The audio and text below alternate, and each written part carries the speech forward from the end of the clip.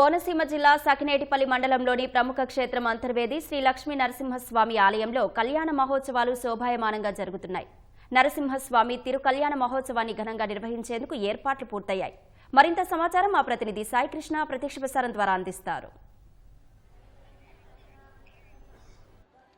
గోదావరి సాగర సంగమ క్షేత్రం నవనరసింహ క్షేత్రాల్లో దివ్యధామం గోదావరి జిల్లాల వాసుల భక్తుల ఆరాధ్య దైవం అంతర్వేది లక్ష్మీ నరసింహస్వామి కళ్యాణ తిరుమహోత్సవం ఇవాళ జరగనుంది. అర్ధరాత్రి 1:56 దేవస్థానం ఆవరణలో స్వామివారి కళ్యాణానికి డాక్టర్ బిఆర్ అంబేద్కర్ కోనసీమ జిల్లా యంత్రాంగం అన్ని ఏర్పాట్లు చేసింది.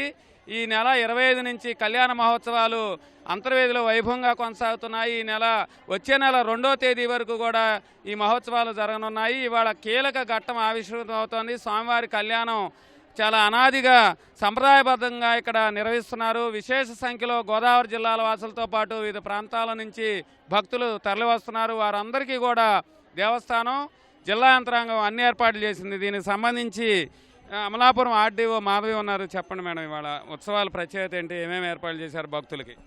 నమస్కారం అండి. ఈరోజు మనకు జరుగుతున్న ఈ కళ్యాణం ముఖ్యమైన రోజు.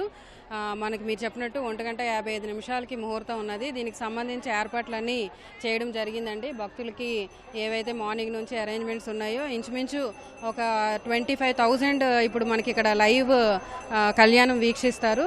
అది కాకుండా మనకి లైవ్ ఫీడ్ కూడా ఎప్పటికప్పుడు ఇక్కడ నుంచి ఇవ్వడం జరుగుతున్నది.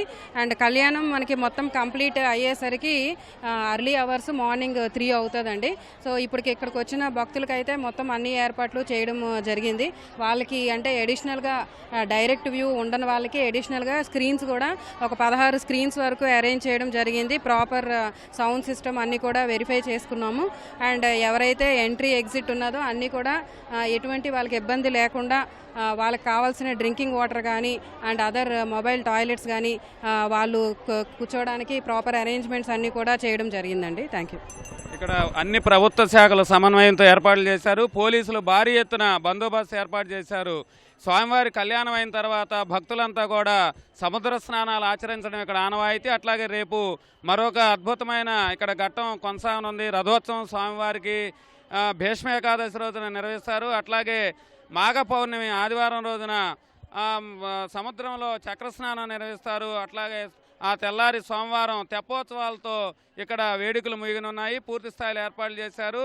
వేదిక వద్ద అర్ధరాత్రి స్వామి ఉత్సవమూర్తుల్ని ప్రతిష్ఠింపజేసి కళ్యాణ మహోత్సవాన్ని నిర్వహించేందుకు అత్యుత్సాములు సంసిద్ధమయ్యారు. కెమెరామెన్ సూర్యప్రకాశ్తో సాయి కృష్ణ, ఈటీవీ న్యూస్, అంతర్వేది నుంచి.